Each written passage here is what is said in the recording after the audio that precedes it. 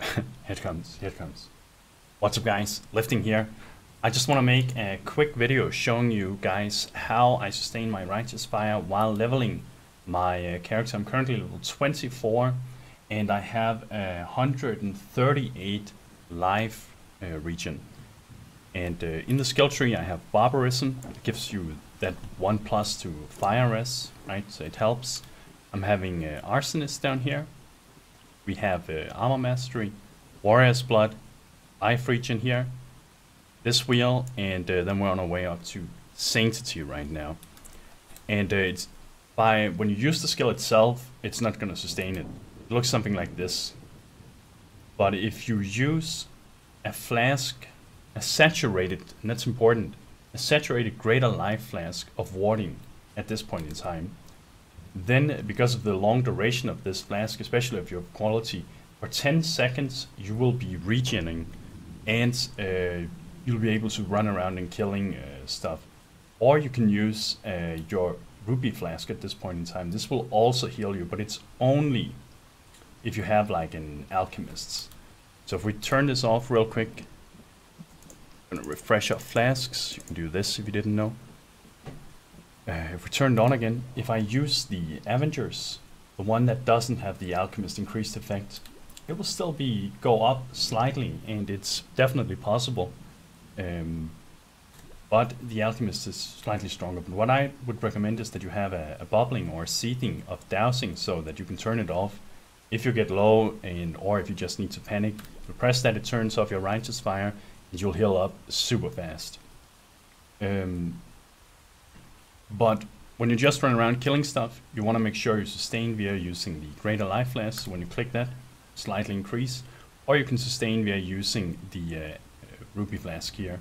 And it doesn't matter what this flask has on it. It's kind of nice to have staunching, right? And this if you want to heal a little more. And I'm using Righteous Fire, currently linked with Elemental Focus. At level 31 we can add in burning damage. I could also add in concentrated effect for more damage, but I kind of like not using it in the beginning. We're using Purity of Fire already, but it isn't until level 5 that Purity of Fire is going to give us that +1 extra.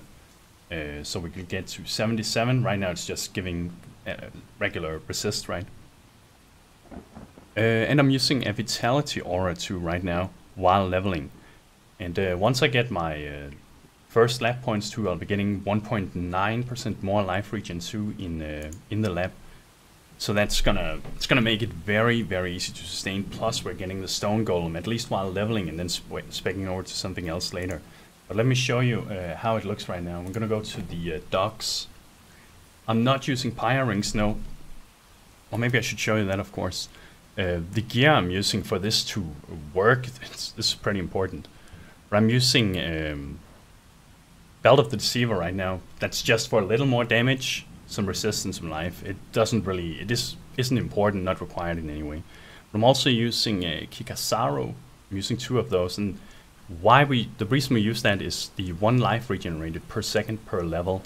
So the higher levels, the more powerful, and the nicer in the beginning for that flat life regen. I'm using Shaper Seed for 2% life regen per second, and I'm using Spring Leaf for 3% of life regenerated per second. And these items is what kind of allows us to do this, and they're super cheap. Everyone can get these. So these items together with the Ruby Flasks and this flask here will allow you to sustain it early on. And I'm using an Ash Caller right now just for the more damage, but you could use a Bright Beak too and just charge through it, but because I just changed over and this is in hardcore, I'm playing it a little safer.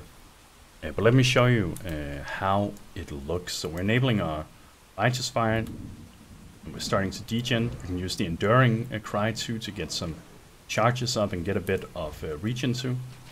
But we'll just use our Ruby Flask here and then run through it, or this is the Healing Flask that we're currently having, and it's very, very easy to sustain this. And because of the nature of Righteous Fire and the way you build your character, you're kind of tanky already to begin with.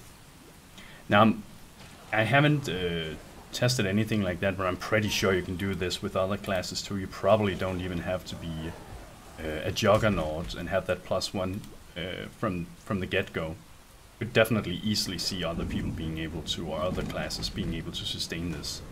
So it's kind of nice, and it definitely makes it so that Righteous Fire is nicer to play, because you don't have to get to level 65 as you typically would do in the past when you got your Rise of the Phoenix, right?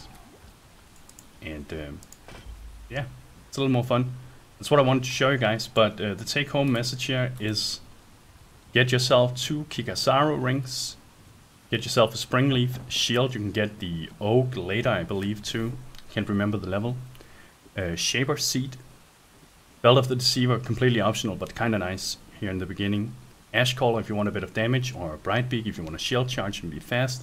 The other stuff here is unimportant, but make sure your fire resistance is kept. And consider using Enduring Cry for the regen and endurance charges. And make sure you have like a saturated greater life flask at this point. That's the flask you want. You probably don't even want to put quality on it. It makes it a little too effective or efficient.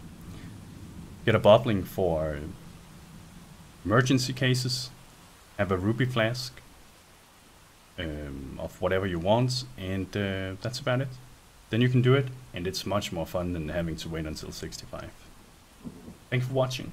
Bros, do you even nerd?